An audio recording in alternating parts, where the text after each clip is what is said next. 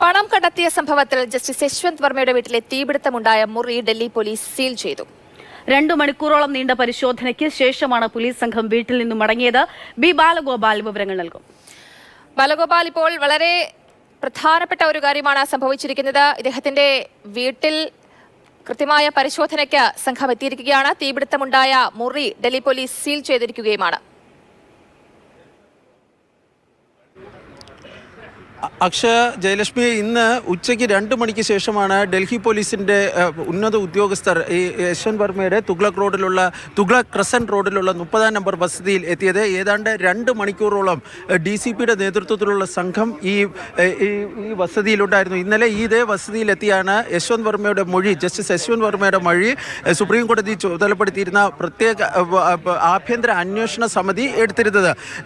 ഇതിന് പിന്നാലെയാണ് ഇപ്പോൾ ഡൽഹി പോലീസ് സംഘം ഇവിടെ എത്തിയിരിക്കുന്നത്. ഡൽഹി പോലീസ് ഈ വിഷയത്തിൽ പ്രത്യേകിച്ചൊരു FIR രജിസ്റ്റർ ചെയ്തിട്ടില്ല. അതുകൊണ്ട് തന്നെ ഈ അന്വേഷണത്തിൻ്റെ ഭാഗമായിട്ടാണ് ഡൽഹി പോലീസ് എത്തിയതെന്ന് പറയാൻ വേണ്ടി കഴിയില്ല. പക്ഷേ നമുക്ക് ലഭിക്കുന്ന വിവരമനുസരിച്ച് ഈ തീപിടുത്തമുണ്ടായ ഈ വീട്ടിലെ വലതുഭാഗത്തുള്ള സ്റ്റോർ റൂമിലായിരുന്നു തീപിടുത്തമുണ്ടായിരുന്നത്. ആ പ്രദേശം ഇപ്പോൾ ഡൽഹി പോലീസ് സീൽ ചെയ്തിരിക്കുകയാണ് എന്നാണ് മനസ്സിലാക്കാൻ വേണ്ടി സാധിക്കുന്നത്. അതായത് ആ തീപിടുത്തമുണ്ടായ മുറിയും അതിൻ്റെ അനുബന്ധമായിട്ടുള്ള സ്ഥലങ്ങളും ഈ സീൽ ചെയ്തിട്ടുണ്ട്.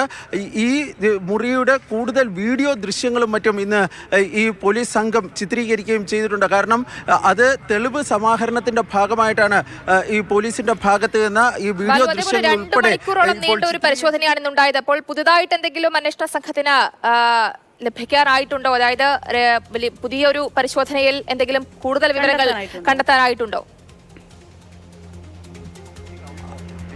അതായത് ഞാൻ നേരത്തെ പറഞ്ഞതുപോലെ തന്നെ ഡൽഹി പോലീസ് ഈ വിഷയവുമായി ബന്ധപ്പെട്ട് പ്രത്യേകിച്ച് FIR രജിസ്റ്റർ ചെയ്തിട്ടില്ല. അതുകൊണ്ട് തന്നെ ഒരു അന്വേഷണത്തിൻ്റെ ഭാഗമായിട്ടുള്ള ഒരു പരിശോധന ഡൽഹി പോലീസിൻ്റെ ഭാഗത്ത് നിന്ന് ഉണ്ടായി എന്ന് നമുക്ക് പറയാൻ വേണ്ടി കഴിയില്ല. മറിച്ച് ഈ പോലീസ് വൃത്തങ്ങളിൽ നിന്നും മറ്റും മനസ്സിലാക്കാൻ വേണ്ടി സാധിക്കുന്നത് ഈ ക്രൈം സീൻ അത് സീൽ ചെയ്ത് അതിൻ്റെ നിയന്ത്രണം ഏറ്റെടുക്കുക എന്നതാണ് ഇപ്പോൾ പോലീസിൻ്റെ ഭാഗത്ത് നിന്ന് പ്രാഥമികമായി നടത്തിയിട്ടുള്ളത്. കാരണം ഈ ക്രൈം സീനിലേക്ക് മറ്റാരെങ്കിലും പ്രവേശിക്കുകയോ തെളിവുകൾ നശിപ്പിക്കാനോ ഒക്കെ ഉള്ള സാധ്യതയുണ്ട്.